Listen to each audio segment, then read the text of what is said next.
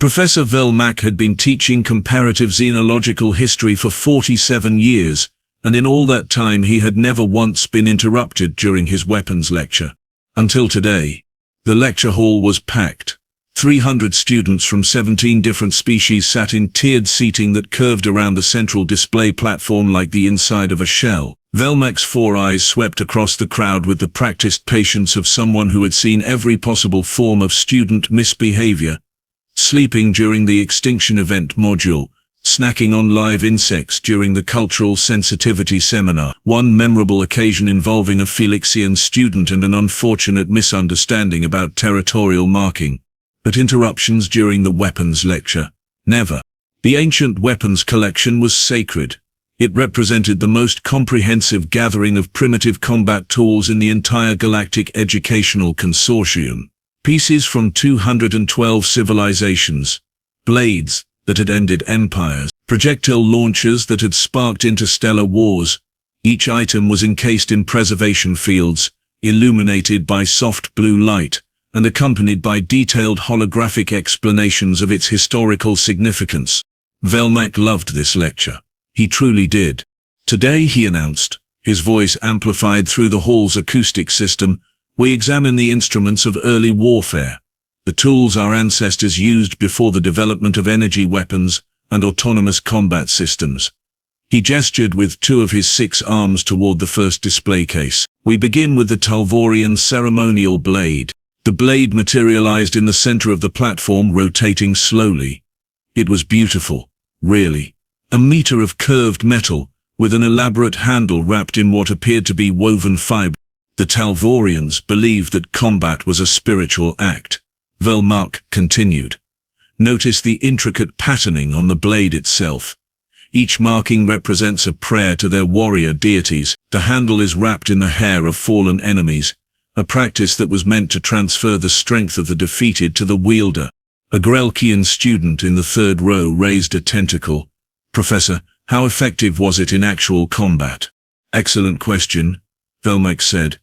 The Talvorian blade was primarily ceremonial, but historical records suggest it could sever limbs quite efficiently, when properly maintained. The curved design allowed for sweeping cuts that were difficult to block with traditional shields. He moved to the next case. Now the Brevaxian impaler. This weapon was less elegant. It looked like someone had attached a very long spike to a very short handle. The spike itself was ribbed with backward-facing barbs that made Velmak's stomachs turn just looking at them. The Brevaxians were not a subtle people, he said, and a few students chuckled. Their combat philosophy was simple: insert the impaler into your enemy, then remove it. The barbs ensured that removal would cause significantly more damage than insertion. A brutal but effective design. He was about to discuss the psychological impact of barbed weapons on enemy morale when he noticed something peculiar. There was a human in his class. This was not in itself unusual. Humans had been part of the Galactic Consortium for nearly 2 decades now. They attended universities, served on space stations, and generally integrated themselves into galactic society with the same relentless determination they applied to everything else. What was unusual was that this human was smiling. Not the polite smile of a student who was mildly interested in the material. Not the nervous smile of someone who had accidentally wandered into the wrong lecture hall. No, this was the smile of someone who was genuinely amused. The human was a female, relatively young by their species standards, with dark hair pulled back from her face, and the kind of relaxed posture that suggested either supreme confidence or complete ignorance of social norms. Her name, according to Velmak's student roster, was Devi Okonkwo. Is something entertaining you, Miss Okonkwo? Velmak asked. The smile widened. Oh no. Sorry, Professor. Please continue. Velmak narrowed 2 of his eyes. Humans were notorious for being poor liars, and this one was no exception. But he was not about to let a single amused student derail his lecture. He had a schedule to maintain. Very well, he said. Moving on to our 3rd specimen, the Talvorian Morning Flail. This weapon appeared on the platform with appropriate dramatic lighting. It consisted of a wooden handle attached to 3 chains, each chain ending in a spiked metal ball. The balls were pitted with age but still looked capable of causing considerable damage. The Kellorins developed the Morning Flail specifically to counter armored opponents, Velmak explained. The flexible chains allowed the weighted heads to swing around defensive barriers. A single strike could dent the heaviest armor, and repeated strikes could crack it entirely. How long were the chains? Someone called out. Each chain was approximately 1/2 of a standard meter in length. This provided sufficient momentum for the weighted heads, while still allowing the wielder to maintain control. That's smile again. Velmak turned to face Ms. Okonkwo directly. You seem to find the Morning Flail amusing as well. Not amusing exactly, she said. It's just, that's a really short chain. Short? Velmak blinked. The Kelloran warriors were barely a meter tall. This was proportionally appropriate for their physiology. Right. No, that makes sense. She nodded, but the smile did not fade. It's a solid design for its purpose. There was something in her tone that Velmak did not like. Something that suggested she was holding back a larger observation. He had dealt with difficult students before, ones who thought they knew better than their professors, ones who asked deliberately provocative questions to derail the lecture. But Ms. Okonkwo did not seem to be trying to cause trouble. She seemed to be trying very hard not to cause trouble, which somehow was worse. Perhaps, Velmak said slowly, you would like to share your thoughts on the design. Oh, I wouldn't want to interrupt. You already have, please, continue. She hesitated, then shrugged. Well, it's just, I was thinking about grip ergonomics. The handle on that thing looks like it would get uncomfortable pretty fast. All that rotational force transferring through a smooth wooden surface. You'd lose your grip after a few swings, or you'd have to hold it so tight your hand would cramp up. The lecture hall went very quiet. Velmak stared at the human. She stared back, still smiling, apparently unaware that she had just said something deeply strange. Uncomfortable, he repeated. Yeah? Uncomfortable to hold. A Talvorian student in the back row leaned forward. You are concerned about the comfort of holding a weapon designed to crush skulls. I mean, you can't crush skulls effectively if you drop the thing because your palm is slipping, right? Form follows function. Bad grip equals bad weapon. Velmak felt something cold settle in his stomach. He had studied humans, of course. Everyone in academia had been required to complete a basic course in human psychology after the species joined the consortium. He knew about their evolutionary history, their status as persistent predators, their alarming resilience and adaptability.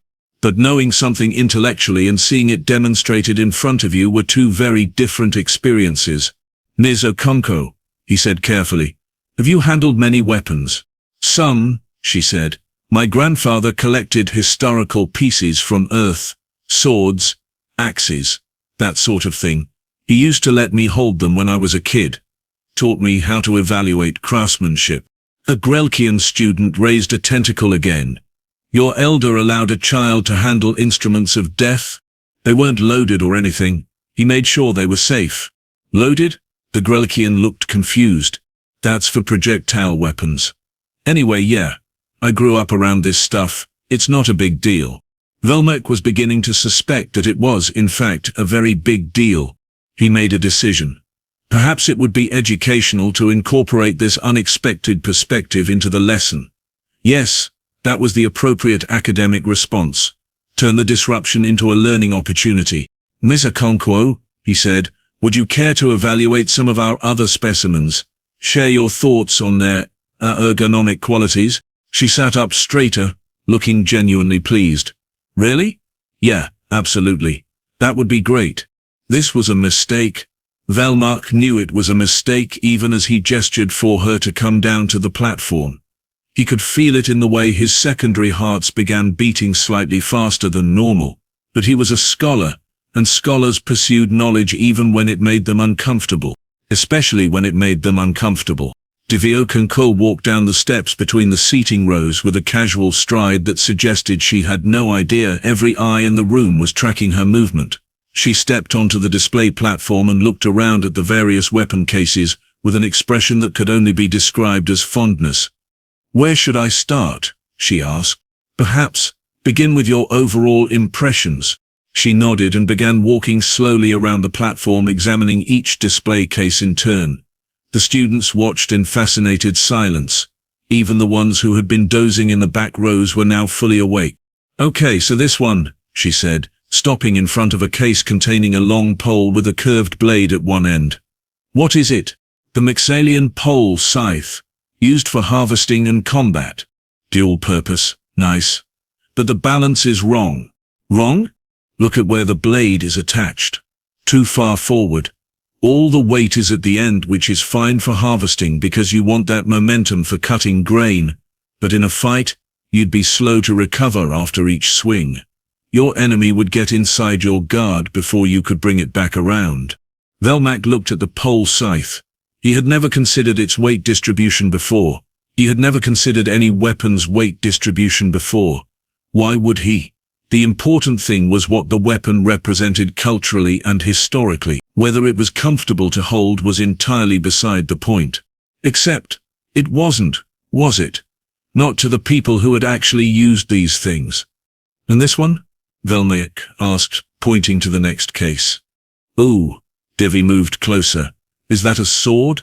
"The Quintaxian Greatsword, used by their elite warrior caste during the Third Colonial Expansion." "Can I see it out of the case?" Every professor instinct Velmak possessed screamed no. The Quintaxian Greatsword was over 6,000 years old. It was irreplaceable. It was one of only 3 surviving examples. "I will handle it," he said firmly. "You may observe." He deactivated the preservation field and carefully lifted the sword with all 6 arms. It was heavier than he expected, nearly unmanageable even with his superior limb configuration.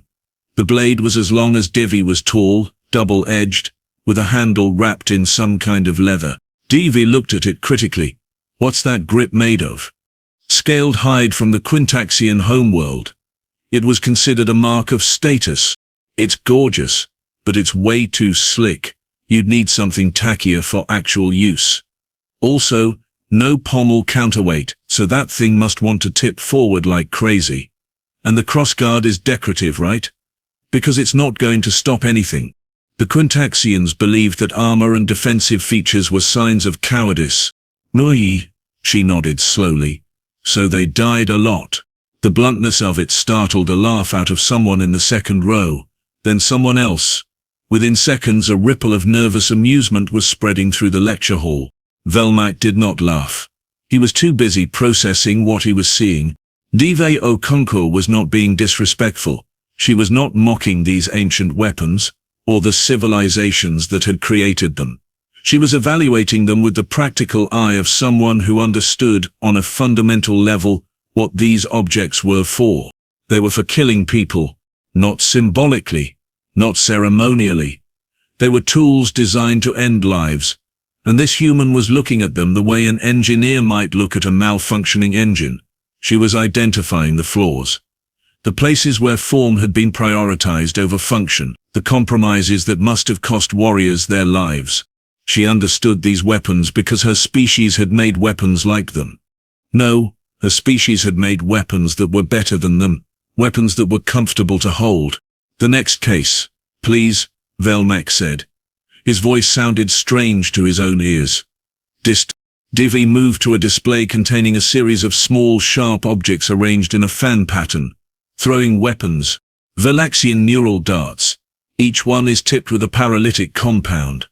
A single scratch would render the target immobile for hours. Smart. Poison delivery is always efficient. She leaned closer, waited for throwing, but they looked like they'd work for stabbing too. Good dual-purpose design. The only issue I can see is the finger grip. Those little ridges are going to hurt after you throw a few of them. Your fingertips would be bruised within minutes. You would continue throwing them after the first few. She looked at him with an expression of mild confusion. "Well, yeah.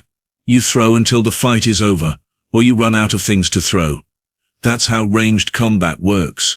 "Right. Of course. You throw until the fight is over." Velmak set the great sword back in its case and reactivated the preservation field. His 6 arms were trembling slightly. He told himself it was from the weight of the sword. He was not entirely certain he believed himself. "Class," he said. We will take a short break. 10 minutes.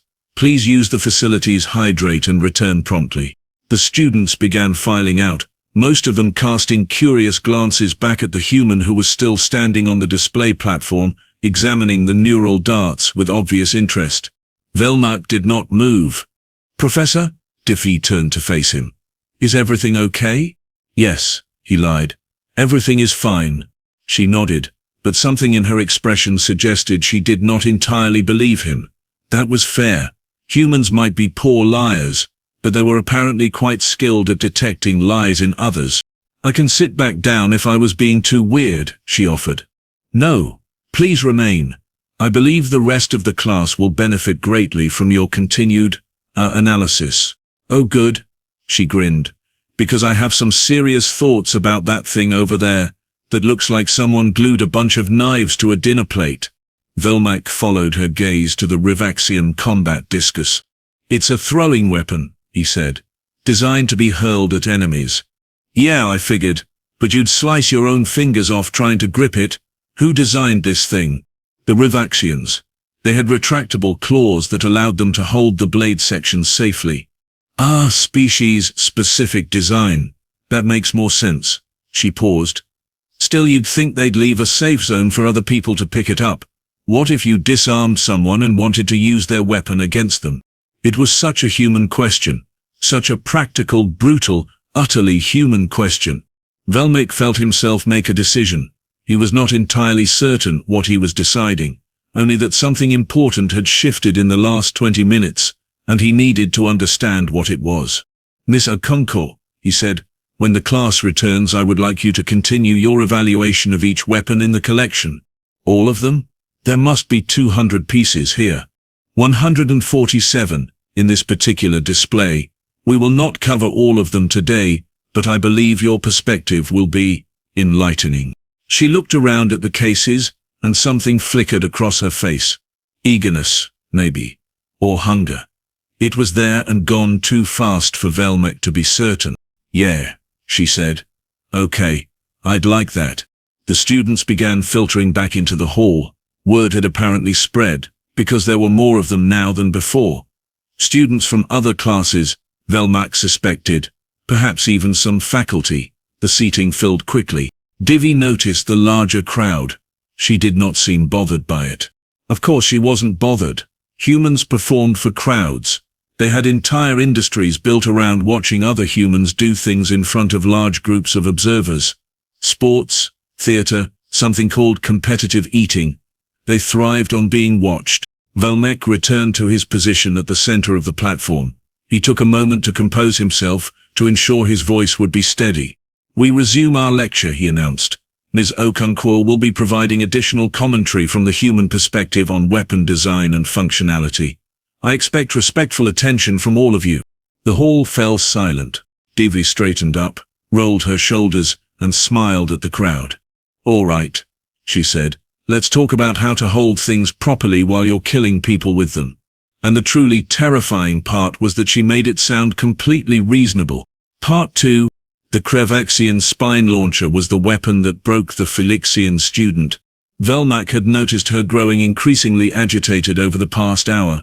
The Felixian, whose name was Mira, sat in the fourth row, with her fur slowly rising along her spine. This was an involuntary stress response in her species, and by the time Devi finished explaining why the trigger mechanism on the spine launcher would cause repetitive strain injuries in the operator's dominant hand, Mira's fur was standing completely on end. How do you know this? Mira finally burst out. How do you know any of this? Devi paused, her hand hovering over the display case. Know what specifically? All of it. The grips, the balance, the comfortable ways to hold killing tools. Why do you know these things? The lecture hall went quiet. 300 students held their breath. Even the faculty members who had slipped in during the break leaned forward in their seats. Devi considered the question carefully. She did not seem offended by it. If anything, she looked like she was trying to find the right words to explain something obvious. Because we made them, she said simply. Humans have been making weapons for about 2 million years. Stone tools, then bronze, then iron, then steel. We had a lot of time to figure out what works and what doesn't. 2 million years. A Xelkian student made a wet sound that indicated shock. You have been killing each other for 2 million years. Well, not continuously. We had breaks for agriculture and art and philosophy and stuff, but yeah, weapons have been part of our toolkit since before we were technically human. Our ancestors were making sharp rocks to defend themselves from predators back when we still lived in trees. Professor Velmak felt compelled to intervene. Perhaps we should provide some context. Earth is classified as a Category 7 death world. The evolutionary pressures on that planet were, by galactic standards, extreme. Death world, Devi repeated. You know, I've heard that term before, but I never really understood what it meant until I left Earth and saw other planets.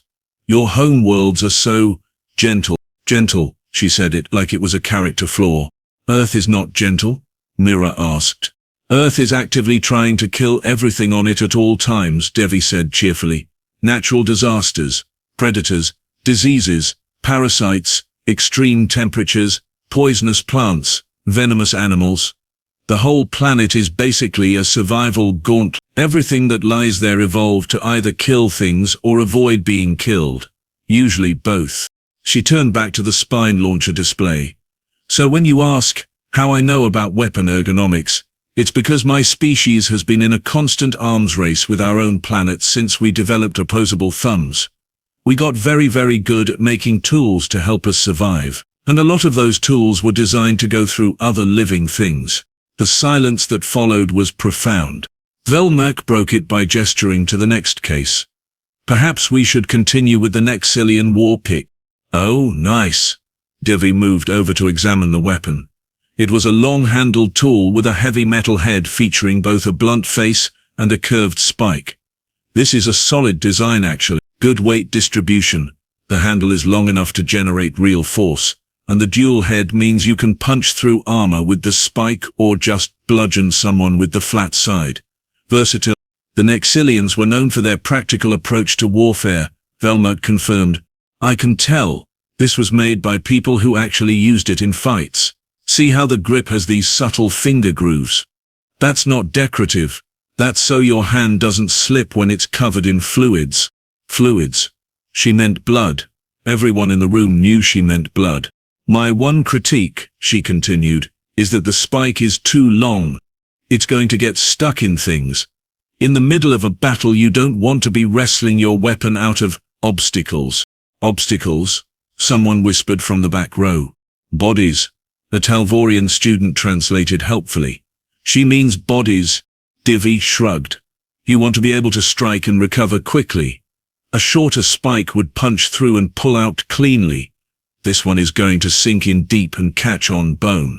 She said it so matter-of-factly, as if she were discussing the flaw in a kitchen utensil rather than describing the mechanics of caving in someone's skull. Velmak moved to the next case. He was beginning to feel like a tour guide in a museum he no longer recognized. The weapons he had studied for decades, the artifacts he had catalogued and lectured about countless times, were transforming before his eyes. They were no longer historical curiosities, they were tools. Tools that a human could pick up and use. Today. Right now. The Brevaxian chain whip, he announced. This was one of his personal favorites. An elegant weapon, really. A handle attached to a series of interlocking metal segments that could be swung in wide arcs or snapped out like a striking serpent. The final segment ended in a weighted dart designed to puncture armor at a distance. Devi walked around it slowly, studying it from multiple angles. Okay, this one is interesting. The Brevaxians were artists of combat. Their martial traditions emphasized fluid movement and unpredictability. Yeah, I can see that. This is a skill weapon, high learning curve, probably took years to master. But once you did, she mimed a snapping motion with her wrist. You could hit someone from outside their effective range and there was almost no way to predict where the strike would come from. Beautiful. You approve? I appreciate the craftsmanship, but I have concerns about the links. Of course she did. What concerns?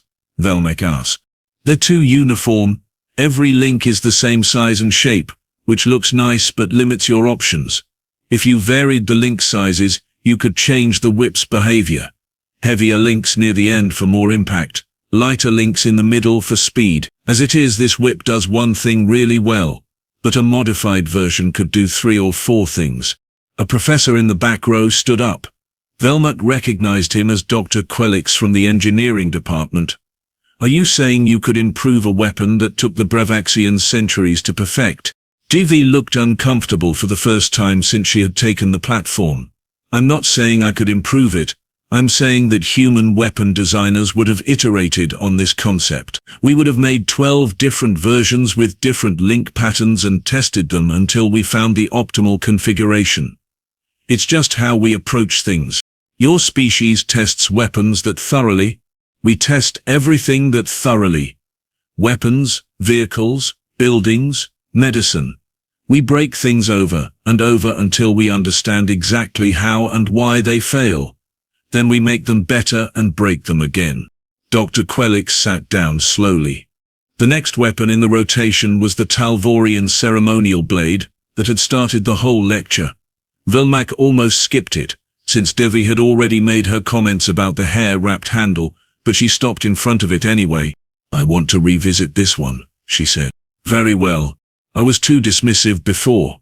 Yes, the hair wrapping is bad for grip, but look at the blade geometry. That curve is precise. It's designed for drawing cuts, where you slice while pulling the blade toward you. Much more efficient than hacking or chopping. Whoever designed this understood how to maximize cutting power with minimal effort. The Talvorians were not a physically strong species, Velmak said.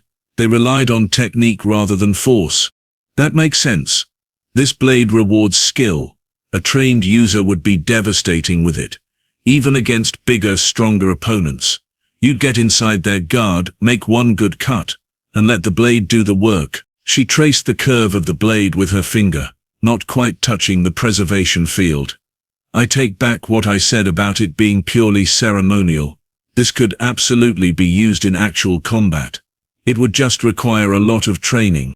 Mira's fur had begun to settle slightly, but now it rose again. You admire this weapon, even though it was used to take lives. Devi thought about that for a moment. I admire the craftsmanship. I admire the understanding of physics and anatomy that went into the design. I don't admire the killing, but I can separate those things. Does that make sense? No, Mira said honestly. Fair enough. Devi turned to face the Felixian directly. On Earth we have a saying, respect the weapon, not the violence. A tool is just a tool. It's the intent behind it that matters. This blade could be used to murder someone in cold blood, or it could be used to defend someone innocent from an attacker. The blade doesn't care. The person holding it does. But you evaluate these weapons based on how effectively they cause harm. I evaluate them based on how effectively they do what they were designed to do.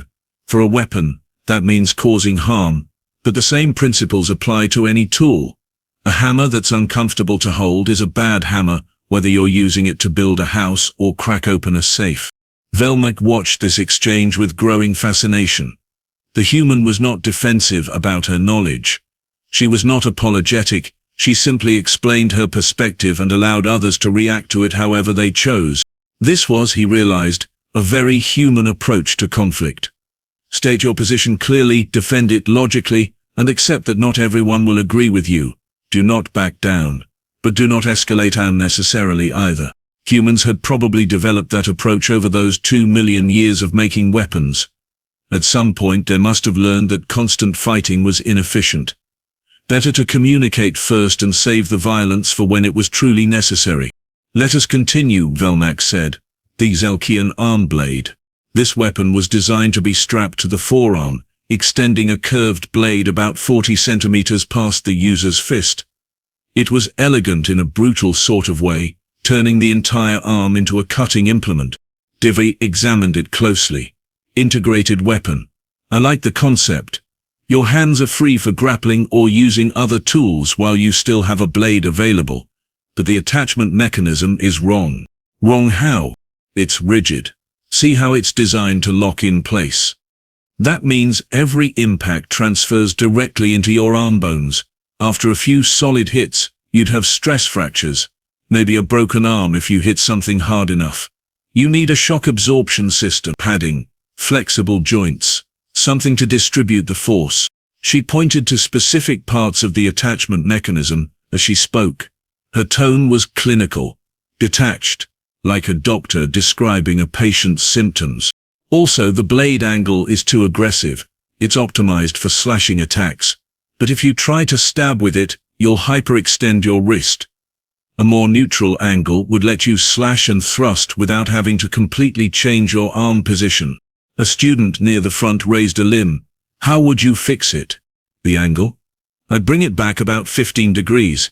For the shock absorption, probably a gel lining on the interior surfaces and some kind of spring mechanism where the blade attaches to the brace. That way the blade can give a little on impact instead of transmitting all that force into your bones.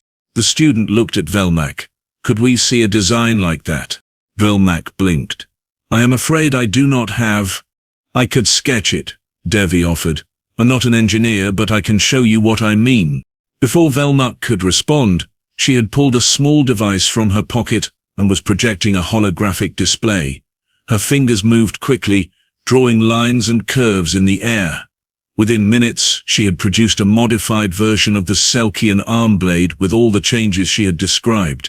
The lecture hall was completely silent. That's rough, she said, examining her work. A real engineer would do it better, but you can see the basic concept.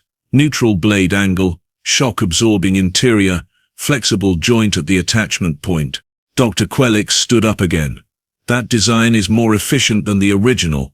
It's more comfortable, Devi corrected. Efficiency comes from comfort. If your weapon is hurting you, you can't use it properly. You created a superior weapon design in 2 minutes. I just applied basic ergonomic principles. Honestly, I'm surprised the Xelkians didn't figure this out themselves. They must not have done enough field testing. Velmak's secondary hearts were beating very fast now. He understood, finally, what he was witnessing. This was not a student showing off. This was not even really a lecture anymore. This was a glimpse into the human approach to violence. Their systematic, methodical, deeply practical approach to making things that killed other things. Humans did not romanticize their weapons. They did not imbue them with spiritual significance or treat them as works of art. They treated them as tools, subject to the same engineering principles as any other tool, and they refined those tools constantly, generation after generation, until they were as efficient and comfortable as possible. Comfortable. That word kept coming back. Humans wanted their weapons to be comfortable, not because they were soft or weak, but because comfortable weapons could be used longer, faster, and more accurately. Comfort was not a luxury. Comfort was a tactical advantage. I think, Velmak said slowly, that we will conclude today's lecture here. A sound of disappointment rippled through the hall. The audience had grown even larger over the past hour. Students and faculty were standing in the aisles, crowding the doorways. Word had spread across campus about the human who was critiquing ancient weapons based on how they felt in the hand. However, Velmak continued, I will be scheduling a follow-up session with Ms. Okonkwo. We have barely covered a quarter of the collection, and I believe there is significant educational value in completing the evaluation. Devi looked surprised. Really? You want me to come back? I do. I believe your perspective is important. For all of the approval in the hall was immediate and enthusiastic. Several students stamped their limbs in the traditional academic gesture of agreement. Dr. Quelix was already pushing toward the platform, clearly wanting to ask Devi more questions about her modified arm blade design. As the crowd began to disperse, Velmak found himself standing alone with the human woman on the display platform. Around them the ancient weapons gleamed in their preservation fields, silent witnesses to millennia of violence across 100 worlds. Professor, Devi said, can I ask you something? Of course. Why did these civilizations stop using weapons like these? I mean, I know energy weapons are more effective, but it seems like some of these designs were just abandoned when they could have been improved. Velmak considered the question. It was a good one. Perhaps the most important question anyone had asked today. Because they achieved peace, he said. The species that created these weapons eventually developed beyond the need for them. They found ways to resolve conflicts without violence. The weapons became relics, historical artifacts. They were preserved as reminders of a less civilized time. Devi nodded slowly. That's good. That's really good. I hope humans get there eventually. You have not? We're working on it. We've gotten better. A lot better, actually. But we still have conflicts. We still have violence. And as long as we do, we'll keep making tools to deal with it. She looked around at the display cases one more time. Her expression was difficult to read. Sad, maybe. Or just thoughtful. "I want you to understand something," she said. "I don't enjoy this. Knowing about weapons, being able to look at something designed to hurt people, and immediately see how to make it hurt people more effectively. It's part of what we are. It's in our history, our culture, our instincts. We spent 2 million years learning how to be dangerous. That doesn't go away in a few generations. Does it trouble you? Sometimes. But then I remember that the same instincts that make us good at violence also make us good at protecting things. We defend what we care about. Fiercely." She met his eyes. "All those weapons we made, most of them were made to protect families, communities, people who couldn't protect themselves. The violence was always in service of something else, something worth preserving." Velmak did not know what to say to that. It was perhaps the most human thing she had said all day. "I look forward to our next session," he finally managed. "Me too," she smiled, and for the first time it did not seem quite so unsettling. "Maybe next time I can show you some earth weapons. We have some really interesting designs.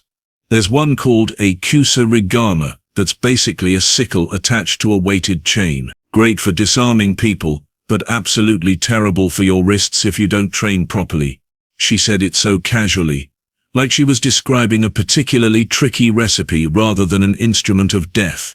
Velmak watched her walk out of the lecture hall, chatting with Dr. Quelix about the tensile strength of various chain materials. Around him the ancient weapons waited in their cases, patient and silent. He had been teaching this lecture for 47 years. He had always believed that he understood these artifacts, their historical significance, their cultural context, their role in the development of galactic civilization. He realized now that he had never understood them at all. He had studied them as objects. Humans understood them as tools. And that was a difference that mattered. The next session was scheduled for 1 week from today. Velmak suspected it would be the most well-attended lecture of his career. He also suspected that he would never look at a weapon the same way again, which was, perhaps, exactly the point.